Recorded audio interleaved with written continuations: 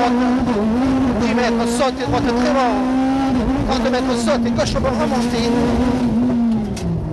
20 mètres, droite bon,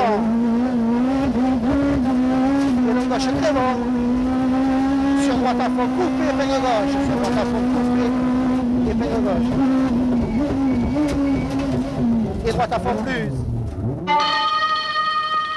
Voici donc une certaine idée du bonheur, telle que cet incroyable grand petit homme la met en scène depuis 30 ans. L'abécédaire de Jean Ragnotti ne s'écrit pas de A à Z comme tout le monde, puisqu'en toute simplicité, né plutôt au début de la paix qu'à la fin de la guerre, Jean Ragnotti n'a jamais bougé de la lettre A. Acrobate, artiste, atypique, attachant et même attendrissant. J'ai eu mon permis de conduire en 1963. J'étais chauffeur routier jusqu'en 1970.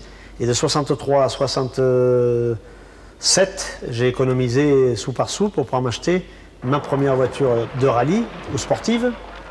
Et je me suis engagé très rapidement dans des rallyes dans ma région, dans le coin dans le Midi. Après s'être fait remarquer par de nombreux exploits, c'est au rallye de Monte-Carlo que 2 années de suite, Renault lui confie ses premières voitures officielles.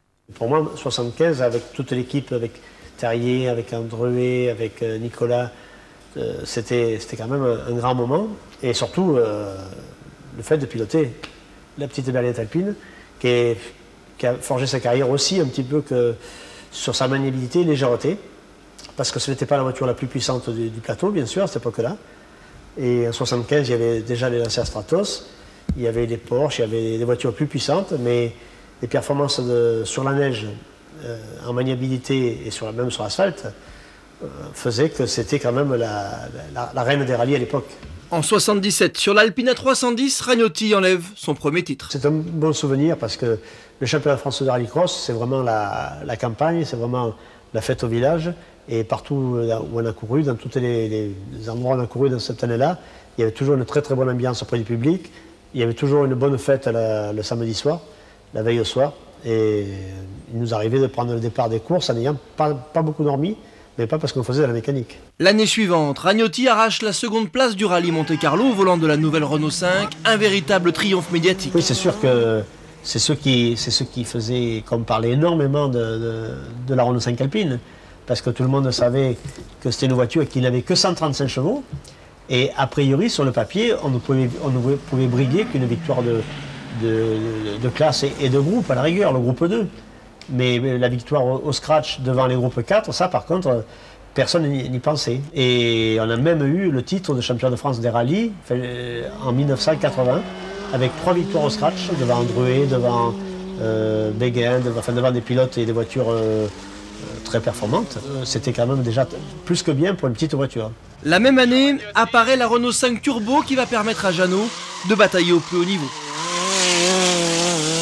Gauche à fond, sur droite, très bon, vite, 4. Il remporte le Monte-Carlo en 81, puis passant de la neige à la piste, il dispute le Bandama en Côte d'Ivoire avant de remporter sur l'asphalte la Corse en 82. La Renault 5 Turbo Tour de Corse le conduit vers un deuxième titre. Et avec cette voiture-là, j'ai été champion de France des rallyes en 84, en gagnant quelques courses. Je ne me rappelle plus exactement lesquels, en dehors du Tour de France auto. Il y avait un très beau plateau, c'était un des plus beaux tours auto. André a été le dernier adversaire. Il y avait Franklin, il y avait les Porsche, il y avait d'autres Renault 5 Turbo. Il y avait Darniche avec une Audi. Et donc à la fin de l'année 84, j'étais champion de France des rallyes avec cette voiture-là. Apparaît alors la Maxi 5 Turbo, un monstre de l'asphalte qui permet à l'acrobate d'enlever de nouvelles victoires. L'évolution de cette voiture-là par rapport à la Tour de Corse, c'était la puissance, beaucoup plus de puissance que la Tour de Corse, qui a eu 300 chevaux, 320 chevaux grand maximum.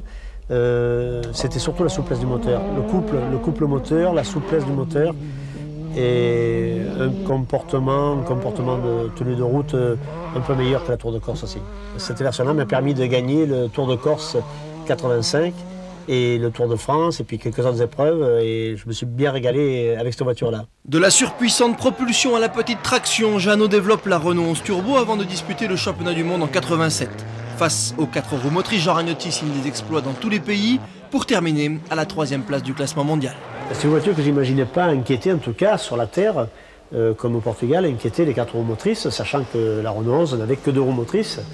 Lancia a commencé de travailler rouler depuis un moment avec leur intégrale, et on pensait qu'on serait assez facilement derrière, et ce n'a pas été le cas. C'est pour ça que lorsqu'on me pose la question sur la Renault 11 Turbo, je dis que c'est la voiture de toutes les Renault que j'ai conduites depuis la Renault 8 Gordini. C'est la voiture qui m'a le plus impressionné, parce qu'au départ, je ne pensais pas qu'elle allait avoir des résultats pareils. Et donc, très favorablement impressionné. Du rallye au circuit, Ragnotti devient champion de France de superproduction l'année suivante. Eh bien, le championnat de France 88, tout nouveau, tout beau. C'est-à-dire, première sortie de la voiture, circuit Paul Ricard, et victoire assez facile. Il faut dire que François Bernard avait fait en quelques mois une voiture très très performante, 4 roues motrices, moteur turbo, plus de 450 chevaux. Pour une 21 turbo, des performances qui sortent quand même nettement de l'ordinaire. Retour au rallye en 90 avec le Team Diac et la Renault 5 GT Turbo. J'étais très content de revenir au rallye parce que pour moi le rallye c'est la vraie source du sport automobile, et même si la Formule 1 est plus médiatique, le rallye est pour moi la plus grande école et la plus difficile de toutes les disciplines du sport automobile. Qu'importe le flocon pourvu qu'on ait l'adresse. Il neige sur le Critérium Alpin-Berra, première course, première victoire pour la Clio et Ragnotti. La Clio est une voiture qui de toute manière était très très facile à piloter. C'est ce qui faisait qu'on a rajouté. J'en rajouté quelques fois même de trop, mais elle était tellement facile à conduire qu'on pouvait se permettre beaucoup de facéties avec, tout en restant performant. C'est ça qui était le plus étonnant.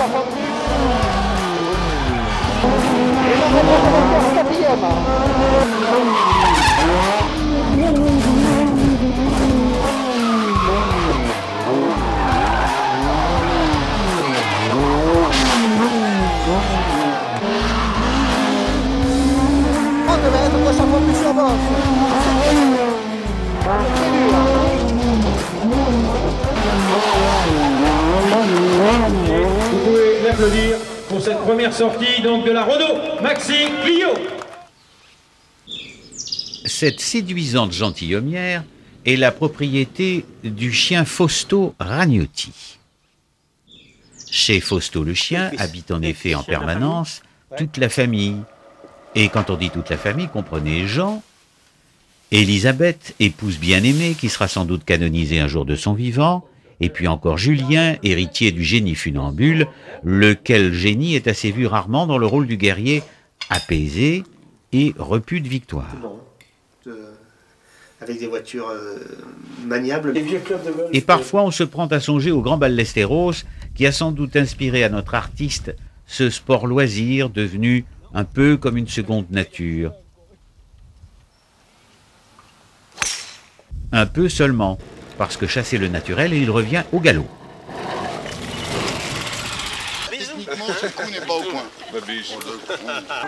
L'homme Ragnotti est aussi sur la piste aux étoiles, une étoile de la piste. Attentif, aimable. Ça chatouille. Et même appliqué. Photogénique, acteur polyvalent de la télévision.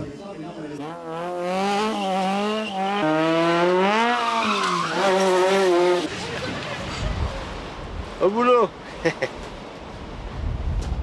Jean Ragnotti. Non, mais sérieux. Hein, je pense qu'ils vont m'enlever 6 points, j'ai roulé trop vite. Oh, ma lunette. Hein. On enlève les lunettes, on enlève le chapeau et on nous reconnaît. Il y a eu 2-3 endroits où l'arrière voyait mieux la route que nous. Renault dit bonjour à Citroën, il n'y a pas de raison. Nous sommes des confrères de route, des VRP de la nationale. Team Diac se porte bien, enfin, il me porte bien. Affreux, affreux, affreux, affreux. D'habitude, c'est en Afrique où les gars ils posent à côté de l'animal. Bataille du rail, hein. C'est bientôt le 6 juin. Bon, l'objectif c'était d'être devant la Peugeot et là on. Et devant Ragnotti. On est. Salut. Voilà, mais qu'importe le flocon pourvu qu'on ait l'adresse.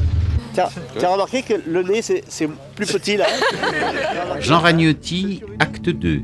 Je montre, j'explique et je fais toujours rêver. Ah, c'est la plus mythique. La nuit du Turini, on y est quand même, il fait nuit. Et ouais, 3, 2, 1. On est parti. Oh, c'est le plateau de Turini. Le fameux plateau de Turini pour un tête à queue ou Pastor rétabli. Superbe, non. C'est passé, c'est passé. Il y a, disait un jour Jean-Louis Trintignant, des gens heureux et qui pourtant n'ont pas le bonheur de connaître Jean Ragnotti. Alors silence, on tourne, encore, toujours, moteur, action.